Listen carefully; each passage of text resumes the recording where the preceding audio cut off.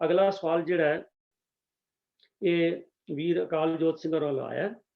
तो उन्होंने एक गुरबाणी की तुक दसी है कि तिस गुर को छादन भोजन पाठ पटंबर बहु विद सत कर मुख संचो तिस पुन की फिर तोट न आवे। उन्होंने तुक देख के ते जिहड़ी अगली गल कही है बड़ी एक कौड़ी सच्चाई इस नौजवान ने लिखी है। वो कहते हैं भी उपरोक्त तुक विच गुरु ग्रंथ साहब नूं भेटावां दी गल कीती है, पर असी दूजे पासे आखदे हां गरीब दा मूंह गुरु की गोलक ते गुरुद्वारियां ते मार्बल लाउणा सोना चढ़ाउणा ਇਹਦੀ ਥਾਂ ਤੇ ਸਕੂਲ ਕਾਲਜ ਖੋਲ੍ਹਣੇ ਹਸਪਤਾਲ ਖੋਲ੍ਹਣੇ ਤੇ ਪੰਥਕ ਸੁਧਾਰ ਦੇ ਕੰਮਾਂ ਲਈ ਮਾਇਆ ਕਿਉਂ ਨਹੀਂ ਲਾਈ ਜਾਂਦੀ। ਇਹ ਬੜਾ ਅਹਿਮ ਹੈ ਸਵਾਲ ਔਰ ਮੈਂ ਬੇਨਤੀ ਕੀਤੀ ਬੜੀ ਕੌੜੀ ਸੱਚਾਈ ਹੈ ਜਿਹੜੀ ਅੱਜ ਕੱਲ੍ਹ ਅਸੀਂ ਪੀ ਰਹੇ ਹਾਂ।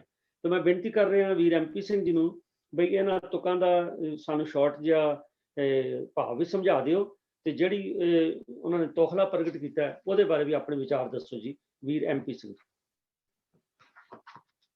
ਵਾਹਿਗੁਰੂ ਜੀ ਕਾ ਖਾਲਸਾ ਵਾਹਿਗੁਰੂ ਜੀ ਕੀ ਫਤਿਹ।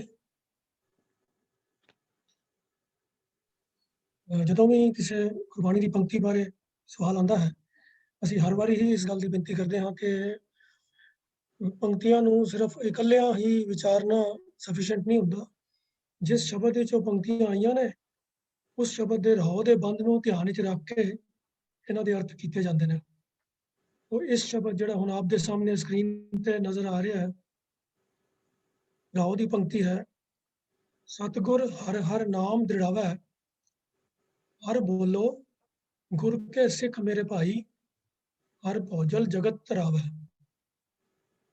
तो इतों स्पष्ट है कि जो इस शब्द का केंद्रीय भाव है कि इस शब्द मुख्य तौर पर सतगुर की वडियाई बयान की गई है कि सतगुर ही एक ऐसा व्यक्ति है जिहड़ा साडा परमात्मा दे नाल मेल करवा सकता है, साडा परमात्मा दे नाल जोड़ सकता है, जिहड़ा साडे इस भवजल संसार तो पार होने वास्ते जरूरी साडे जीवन का जो मनोरथ है। और राह की पंक्ति विच गुरु साहब फरमाते हैं सतगुर हर हर नाम दृढ़ावै। सतगुर ही है जिहड़ा उस परमात्मा का नाम इंसान नूं दृढ़ करवांदा है। इसलिए हर बोलो गुर के सिख मेरे भाई संबोधन करके कहते हैं हे मेरे भरा गुरु के सिख तुसीं भी हर बोलो हर वेले हरि के नाम नूं अपने ध्यान च रखो। ये हरि का नाम ही है जो इस भवजल जगत तो तुहानूं पार कर सकता है। हुण बाकी दे पदियां दे अंदर उस गुरु की सिक्ख्या नूं अपनाउण वास्ते उहनूं जीवन दे विच इस्तेमाल करके ते प्रभु दे नाल प्यार दा रिश्ता जोड़न वास्ते जो चीज़ां जरूरी हैं वो दृढ़ करवाईयां गईयां हैं।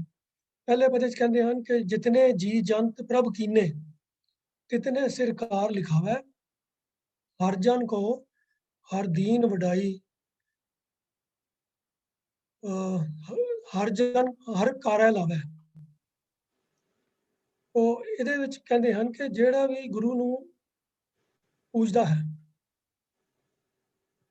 प्रभु ने जितने जीव भी सूक्ष्म ते स्थूल रूप में पैदा किए हैं हरेक जीव के सिर के उत्ते ਉਹਦੇ जो कर्म करने वाली जो कार है वो ਧੁਰੋਂ लिखी हुंदी है। ਤੇ ਜਿਹੜਾ सेवक है हरि ਦਾ उसनूं परमात्मा ने वडियाई दिती है कि उसनूं वो अपने नाम जपन वाले पासे लगा लैंदा है। तो ये गल इस पक्ष तो समझाई गई है कि कोई इंसान जिहड़ा परमात्मा का नाम जपन वाला होवे वो किधरे इस भरम विच ना पै जावे कि भाई मैं कोई बहुत वड्डा काम अपनी सियाणप नाल कीता है। परमात्मा का नाम जपना भी जिहड़ा है वो परमात्मा की बख्शिश सदका ही मुमकिन हुंदा है। ये सेध गुरु के पासों मिलती है तो गुरु नाल मिलाप परमात्मा की बख्शिश सदका हुंदा है। अगले पद कहते हैं कि जो गुर को जन पूजे सेवे सो जन मेरे हर प्रभ पावै। तो क्योंकि परमात्मा आप ही गुरु के नाल मिलाप करांदा है तो गुरु की सिक्ख्या के अधीन ही इंसान परमात्मा का नाम जपन जोगा हुंदा है। तो इसलिए गुरु का सत्कार गुरु की सेवा करनी हर इंसान वास्ते जरूरी है तां ही मन दे विच गुरु की सिक्ख्या दृढ़ हुंदी है।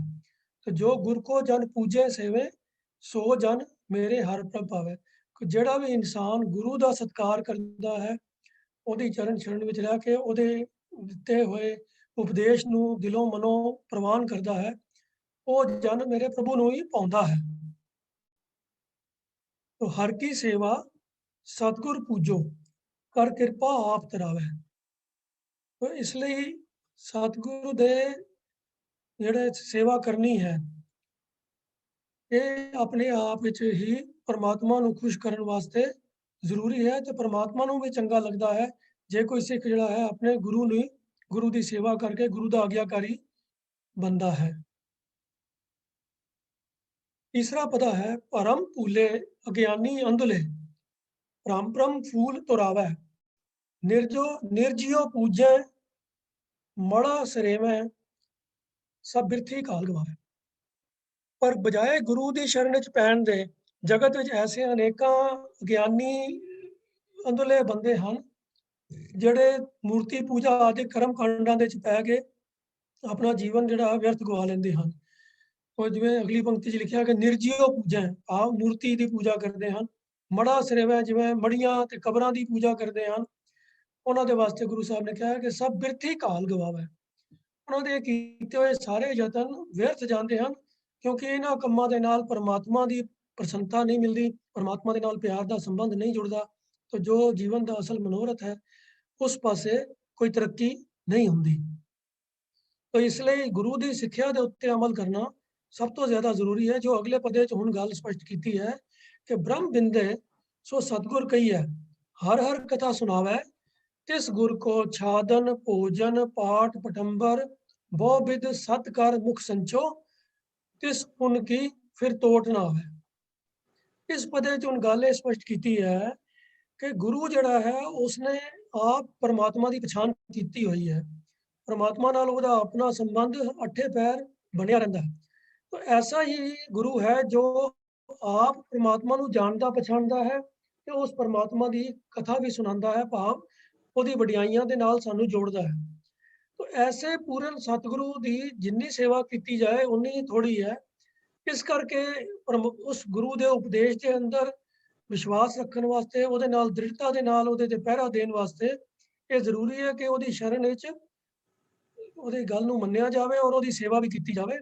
तो इस पक्ष तो फिर अगली पंक्ति कहती है कि तिस गुर को छादन भोजन पाठ पटंबर बहु विध भाव बहुत तरीकों के नाल, हर पॉसीबल तरीके के नाल ऐसे गुरु की सेवा की जावे जिहड़ा गुरु हरि की गल सुनांदा है। तो उन्होंने फिर जिहड़ी सेवा की जाए तो उस की हुई सेवा दे विच कदी तोट नहीं आती, क्योंकि गुरु प्रसन्न हुंदा है तो गुरु सानू फिर होर परमात्मा के नेड़े करता है। जिहड़ा परमात्मा के नेड़े हो जाता है ਉਹਦਾ मानो जीवन का सफर सफल हो जाता है, वो माया के विकारों तो उच्चा उठ जाता है। तो ये जो भावार्थ है इस पंक्ति का कि गुरु हरि की कथा सुनाने वाला है, वो सानू जिहड़े कर्म कांडां तो बचाता है, मड़ियां ते पत्थर पूजा तो बचाता है, प्रभु की गल आप समझ के सानू समझाता है। तो ऐसे गुरु की सेवा करनी, उहदे च पूर्ण भरोसा रखना हर जीव का फर्ज है। तो वो की हुई काल किसी की भी अजाई नहीं जाएगी। अखीर दे विच फिर गल इत्थे समाप्त करते हैं कि सतगुर देओ प्रतख हर मूरत, जो अमृत बचन सुनावे। कि सतगुर तो आप ही हरि की प्रतख मूरत है। गुरु विच और परमेश्वर च कोई भिन्न भेद नहीं है। जिवें बाणी च होर जगह भी आंदा है कि गुर परमेश्वर एको जान। ते गुरु के बचन जिहड़े हन वो परमात्मा वालों आई हुई बाणी है। जैसी में आवे खसम की बाणी, फैसला करी ज्ञान विलालो। या जिवें गुरु साहब ने कहा है कि हाँ आपो बोल ना जानदा, मैं कहा सब हुक्माओ जी। तो गुरु की बाणी, गुरु के अमृत बचन जिहड़े हन वो परमात्मा वालों ही आए हुए, परमात्मा की अपनी ही गल हुंदी है। तो सतगुर देओ प्रतख हर मूरत, जो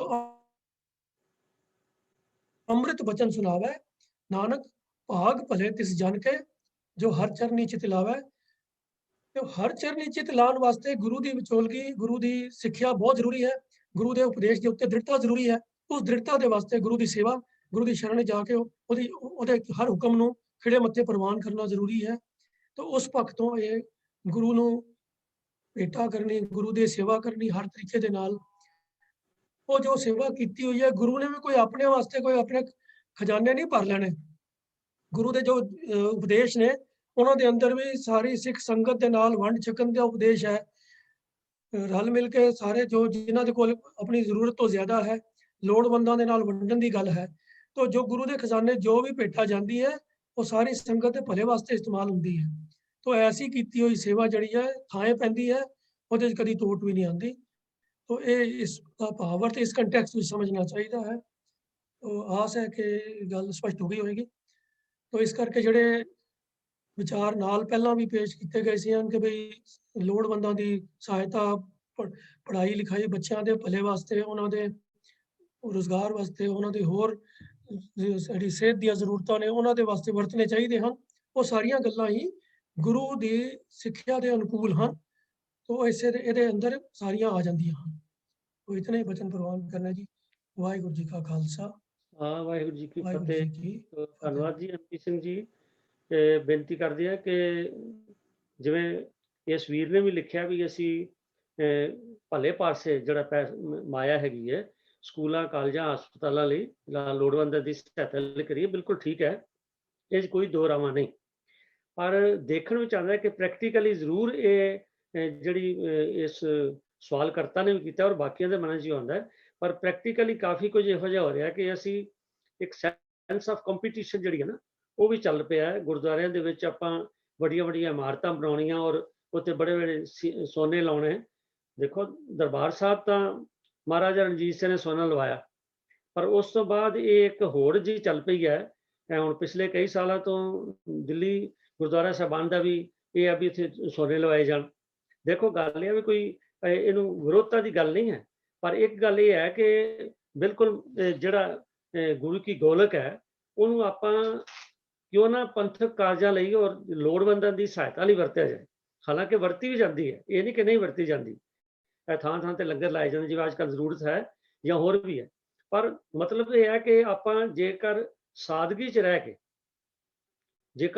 ਰਹਿ ਕੇ ਆਪਾਂ ਉੱਠ ਠੀਕ ਹੈ, ਜਿੰਨਾ ਆਪਾਂ ਨੂੰ ਚਾਹੀਦਾ ਗੁਰਦੁਆਰਾ ਸਾਹਿਬ ਦਾ ਹਾਲ ਵੱਡਾ ਬਣ ਜਾਏ, ਪਰ ਜ਼ਰੂਰੀ ਨਹੀਂ ਵੀ ਉੱਤੇ ਕੀਮਤੀ ਮਾਰਬਲ ਲੱਗੇ ਹੋਣ ਜਾਂ ਕੁਝ ਹੈ। ਉਹ ਜਿਹੜੀ ਮਾਇਆ ਹੈ, ਇਹ ਨੌਜਵਾਨ ਦਾ ਤੋਖਲਾ ਠੀਕ ਹੈ ਕਿ ਉਹ ਮਾਇਆ ਜਿਹੜੀ ਸਾਨੂੰ ਹੋਰ ਜਿਹੜੇ ਪੰਥਕ ਉਸਾਰੀ ਦੇ ਕਾਰਜ ਨੇ, ਜਿਹਦੇ 'ਚ ਆਉਣ ਵਾਲੀਆਂ ਜਿਹੜੀਆਂ ਪੀੜ੍ਹੀਆਂ ਜਾਂ ਜਿਹੜੇ ਸਾਡੇ ਲੋੜਵੰਦ ਨੇ ਐਜੂਕੇਸ਼ਨ ਤੋਂ ਰਹਿ ਰਹੇ ਨੇ, ਜਿਹਨੂੰ ਸਿੱਖਿਆ ਨਹੀਂ ਪ੍ਰੋਪਰ ਮਿਲ ਰਹੀ, ਉਹਨਾਂ ਵਾਲੇ ਪੈਸੇ ਖਰਚ ਕਰਨੇ ਚਾਹੀਦੇ ਨੇ ਤਾਂ ਜੇ ਕੌਮ ਦਾ ਭਵਿੱਖ ਜਿਹੜਾ ਉਹ ਉਜਲ ਹੋ ਸਕੇ। ਪਰ ਜਿਸ ਤਰ੍ਹਾਂ ਬੇਨਤੀ ਕੀਤੀ ਇੱਕ ਹੋਰ ਹੈ, ਕਈਆਂ ਗੁਰਦੁਆਰਿਆਂ 'ਚ ਮੈਂ ਦੇਖਿਆ ਵੀ ਉੱਥੇ ਸੋਨਾ ਤੇ ਨਹੀਂ ਲੱਗਿਆ, ਪਰ ਉਹਨਾਂ ਨੇ ਗੁੰਬਦ ਦੇ ਉੱਤੇ ਸੋਨੇ ਵਰਗਾ ਰੰਗ ਚੜਾਤਾ। ਉੱਥੋਂ ਮੈਂ ਇੱਕ ਵਾਰੀ ਅੱਗੇ ਵੀ ਗੱਲ ਕੀਤੀ ਸੀ, ਸਾਨੂੰ ਲੱਗਦਾ ਜਿਵੇਂ ਸਾਡੇ ਮਨ 'ਚ ਕੁਝ ਵੀਕਨੈਸ ਹੈ ਬਈ ਸੋਨਾ ਲੱਗਿਆ ਹੋਵੇ ਤਾਂ ਗੱਲ ਵਧੀਆ। ਤਾਂ ਇਹ ਨਹੀਂ ਹੋਣੀ ਚਾਹੀਦੀ। ਗੁਰਦੁਆਰੇ ਜਿਹੜੇ ਨੇ ਉਹ ਗੁਰੂ ਦੀ ਬਾਣੀ ਦਾ ਪ੍ਰਚਾਰ ਔਰ ਸਾਨੂੰ ਸਾਡੀਆਂ ਨੈਤਿਕ ਜਿਹੜੀਆਂ ਕਦਰਾਂ ਕੀਮਤਾਂ ਨੇ ਉਹਨਾਂ ਦੇ ਪ੍ਰਚਾਰ ਲਈ ਬਣੇ ਨੇ, ਬਾਕੀ ਕੋਈ ਦਿਖਾਵੇ ਲਈ ਨਹੀਂ। ਤੇ ਜੇਕਰ ਦਿਖਾਵੇ ਲਈ ਕੀਤਾ ਜਾਂਦਾ ਤੇ ਬਿਲਕੁਲ ਠੀਕ ਹੈ, ਨਹੀਂ ਕਰਨਾ ਚਾਹੀਦਾ। ਤਾਂ ਇੱਕ ਵਾਰੀ ਫੇਰ MP ਸਿੰਘ ਜੀ ਤੁਹਾਡਾ ਧੰਨਵਾਦ, ਤੁਸੀਂ ਸ਼ਬਦ ਦੇ ਵੀ ਪੂਰੇ ਨਾਲ ਅਰਥ ਸਾਨੂੰ ਦੱਸੇ ਨੇ। ਤਾਂ ਜਿਸ ਤਰ੍ਹਾਂ ਵੀਰ MP ਸਿੰਘ ਨੇ ਕਿਹਾ, ਮੈਂ ਬੇਨਤੀ ਇੱਕ ਚੈਟ 'ਚ ਇੱਕ ਮੈਸੇਜ ਆਇਆ ਜੀ ਕਿ ਜਿਹੜੇ ਆਤਿਸ਼ਬਾਜ਼ੀ ਔਰ ਫੁੱਲਾਂ ਦੇ ਉੱਤੇ ਲੱਖਾਂ ਕਰੋੜਾਂ ਰੁਪਈਏ ਬਰਬਾਦ ਕੀਤੇ ਜਾਂਦੇ ਨੇ, ਉਹਨਾਂ ਤੋਂ ਵੀ ਪਰਹੇਜ਼ ਕਰਨਾ ਚਾਹੀਦਾ। ਬਿਲਕੁਲ ਦਰੁਸਤ ਹੈ ਜੀ। ਮੈਂ ਤੇ ਹੈਰਾਨ ਹੋ ਗਿਆ ਪਿੱਛੇ ਜੇ ਸੁਣ ਕੇ, ਜਿਹਦੇ 'ਚ ਲਿਖਿਆ ਸੀਗਾ ਜੀ ਸ਼ਾਇਦ 15 ਲੱਖ ਕਿ ਕਿੰਨੇ ਇਹਨੇ ਸਿਰਫ ਫੁੱਲਾਂ ਦੀ ਸਜਾਵਟ ਹੈ, ਤੇ ਨਾਲ ਉਹਨਾਂ ਨੇ ਲਿਖਿਆ ਜੀ ਵੀ ਬੰਬੇ ਦੇ ਇੱਕ ਸਿੰਘਾਂ ਨੇ ਕੀਤੀ ਹੈ। ਤੇ ਆਪਾਂ ਉਹਨੂੰ ਦੱਸ ਸਕਦੇ ਹਾਂ ਵੀ ਠੀਕ ਹੈ, ਤੁਹਾਡੀ ਮਤਲਬ ਵੀ ਭੇਟਾ ਮੁਬਾਰਕ ਹੈ, ਪਰ ਆਓ ਇਹਨਾਂ ਨੂੰ ਬਜਾਏ ਫੁੱਲਾਂ ਤੇ ਖਰਚਣ ਦੇ ਇਹ ਆਪਾਂ ਇਹਨਾਂ ਨੂੰ ਕਿਉਂ ਨਾ ਕਿਸੇ 15 ਲੱਖ ਦੇ ਨਾਲ, ਤੁਸੀਂ ਦੇਖੋ ਮੇਰੇ ਖਿਆਲ ਆ ਵੀ 15 ਜਿਹੜੇ ਲੋੜਵੰਦ ਬੱਚੇ ਨੇ ਉਹਨਾਂ ਦੀ 1 ਸਾਲ ਦੀ ਪੜ੍ਹਾਈ ਬੜੀ ਵਧੀਆ ਹੋ ਸਕਦੀ ਅੱਛੇ ਤਰੀਕੇ ਦੇ ਨਾਲ, ਉਧਰ ਕਿਉਂ ਨਾ ਖਰਚੀ ਜਾਏ ਜਿਹਦੇ ਨਾਲ ਕੌਮ ਦੀ ਉਸਾਰੀ ਹੋਵੇ। ਇਹ ਤਾਂ ਦੇਖੋ ਸਾਡੀ ਜਿਹੜੀ ਕੇਂਦਰੀ ਸੰਸਥਾ ਹੈ ਸ਼੍ਰੋਮਣੀ ਗੁਰਦੁਆਰਾ ਪ੍ਰਬੰਧਕ ਕਮੇਟੀ, ਇਹ ਤਾਂ ਉਹਨਾਂ ਨੂੰ ਸੋਚਣਾ ਚਾਹੀਦਾ। ਜੇ ਮੈਂ ਗਲਤ ਨਹੀਂ ਤਾਂ ਮੈਨੂੰ ਲੱਗਦਾ ਕਿ ਅੱਜ ਤੋਂ ਕੁਝ ਸਮਾਂ ਪਹਿਲੇ ਸਾਲ 'ਚ ਸਿਰਫ 2 ਵਾਰੀ ਆਤਿਸ਼ਬਾਜ਼ੀ ਜਿਹੜੀ ਉੱਥੇ ਕੀਤੀ ਜਾਂਦੀ ਸੀਗੀ, ਦੀਵਾਲੀ ਤੇ ਔਰ ਗੁਰੂ ਰਾਮਦਾਸ ਜੀ ਦੇ ਗੁਰਪੁਰਬ ਤੇ। ਪਰ ਹੁਣ ਤਾਂ ਤੁਸੀਂ ਦੇਖੋ ਵੀ ਕਈਆਂ ਗੁਰਪੁਰਬਾਂ ਤੇ ਕੀਤੀ ਜਾਂਦੀ ਹੈ ਔਰ ਇਹ ਕੰਮ ਵੱਧ ਰਿਹਾ। ਤਾਂ ਇਹ ਜਿਹੜੇ ਹੁਣ ਜਿਵੇਂ ਫੁੱਲ ਨੇ, ਅਗਰ 15 ਲੱਖ ਜਾਂ 20 ਲੱਖ ਤੇ ਫੁੱਲ ਲਾਣੇ ਨੇ ਤਾਂ ਉਹ ਇੱਕੋ ਦਿਨ 'ਚ ਉਹਨਾਂ ਨੇ ਮਿਸਮ ਜਾਣਾ ਔਰ ਉਹਨਾਂ ਦੇ ਕਿਸੇ ਕੰਮ ਨਹੀਂ ਆਉਣਾ। ਤਾਂ ਇਸ ਕਰਕੇ ਠੀਕ ਹੈ ਕਿ ਅਸੀਂ ਕਈ ਇਹ ਕਹਿੰਦੇ ਨੇ ਜੀ ਆਪਾਂ ਕਿਉਂ ਨਾ ਸ਼ੌਂਕ ਲਾਈਏ, ਗੁਰੂ ਦੇ ਸ਼ੌਂਕ ਲਾਓ, ਪਰ ਗੱਲ ਇਹ ਆ ਵੀ ਅਸਲ ਸ਼ੌਂਕ ਤਾਂ ਗੁਰੂ ਤਾਂ ਖੁਸ਼ ਹੋਏਗਾ ਜਿਸ ਵੇਲੇ ਅਸੀਂ ਗੁਰੂ ਦੀ ਸਿੱਖਿਆ ਨੂੰ ਅਪਣਾ ਕੇ ਤੇ ਉਹਦੇ ਤੇ ਚੱਲਾਂਗੇ, ਫਿਰ ਗੁਰੂ ਦੀ ਖੁਸ਼ੀ ਸਾਨੂੰ ਜ਼ਿਆਦਾ ਮਿਲੇਗੀ। ਤਾਂ ਧੰਨਵਾਦ।